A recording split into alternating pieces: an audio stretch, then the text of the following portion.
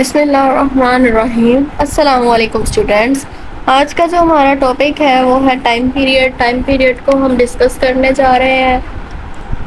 The time during which a body completes one wave cycle is called time period. ऐसा time जिसके दौरान एक body जो है एक वेव साइकिल कंप्लीट करती है उसको हम कहते हैं टाइम पीरियड। ठीक है, तो वेव क्या है इसको हम ऑलरेडी डिस्कस कर चुके हैं। ठीक है, एक वेव साइकिल जो है एक बॉडी कितने टाइम में कवर कर रही है, कंप्लीट कर रही है, उसको हम कहेंगे टाइम पीरियड।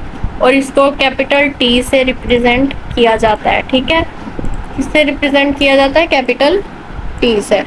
उसके बाद है relationship between frequency and time period. इसका टाइम पीरियड का रिलेशनशिप क्या है फ्रीक्वेंसी के साथ, ये हमने देखना है। अब in terms of time period के टर्म्स में a wave is measured as to how long it takes to complete a cycle.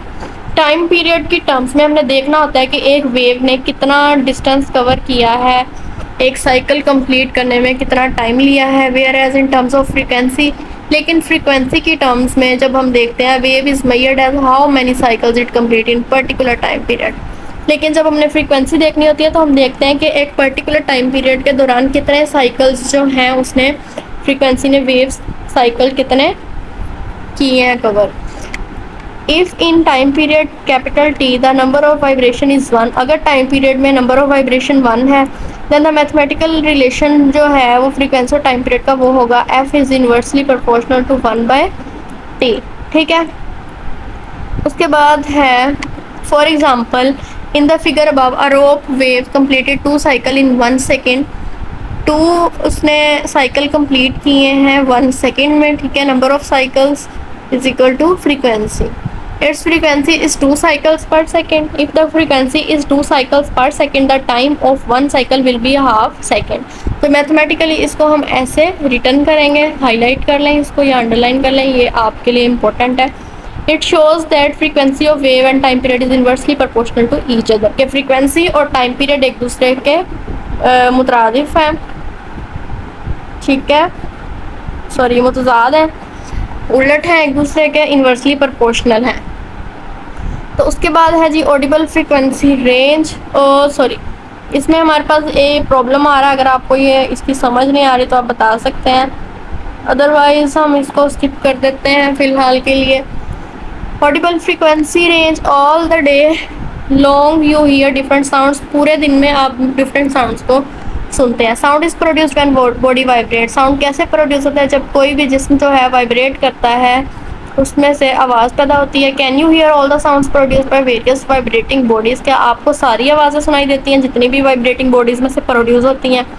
You may think so, आपको ऐसा लगता होगा लेकिन ऐसा नहीं है। We can not hear all the sounds produced by vibrating bodies, हम तमाम वो आवाज़ें नहीं सुन सकते जो वाइब्रेटिंग बॉडीज़ में से निकलती हैं। Our hearing range is limited, हमारी सुनने की जो हिस्सा है वो एक लिमिट तक है, एक लिमिट तक काम करती है। The sounds that we can hear are called audible sounds, और वो साउंड्स जो हम सुन सकते हैं वो होते हैं ऑडिबल साउंड्स। ऑडिबल जो हम सुन सकते हैं, जो हमें सुनाई देते हैं। ठीक हो गया। Human ear cannot hear sound of a body that is vibrating with frequency less than 20 hertz, हमारे कान जो हैं, ह्यूमन ईयर जो हैं वो 20 हर्ट्ज से कम फ्रीक्वेंसी वाले साउंड्स को नहीं सुन सकते।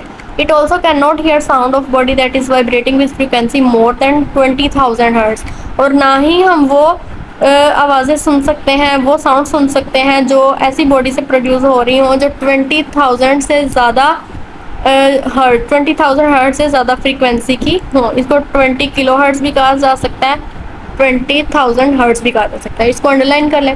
दस Audible range of frequency of human is, हमारी जो ह्यूमंस की ऑडिबल फ्रीक्वेंसी रेंज है वो है 20 हर्ट्ज टू 20,000 हर्ट्ज। ठीक है, Audible frequency range is different for different animals, different animals के लिए ये फ्रीक्वेंसी डिफरेंट होती है। जैसे हमारे लिए इतनी है, डॉग्स के लिए 40 हर्ट्ज टू 50 किलो हर्ट्ज तक है, कैट्स के लिए 45 से 65 किलो हर्ट्ज तक है, इसी तरह बाकी सबकी। तो आज का लेक्चर हमारा यहाँ तक कंप्लीट होता है। ये आपको टेबल बहुत अच्छे से आना चाहिए, इसमें से एमसीक्यूज बन के आ सकते हैं आपके लिए। लेकिन सबसे ज़्यादा इम्पोर्टेंट ये है कि आप ह्यूमंस की याद रखें, ठीक है, डॉग की याद रखें और कैट की। उसके बाद बाकी आपको याद तो होनी चाहिए, लेकिन मोस्टली आपको ह्यूमंस की ही आएगी पेपर में। अगले लेक्चर में मिलेंगे। अल्लाह हाफ़िज़।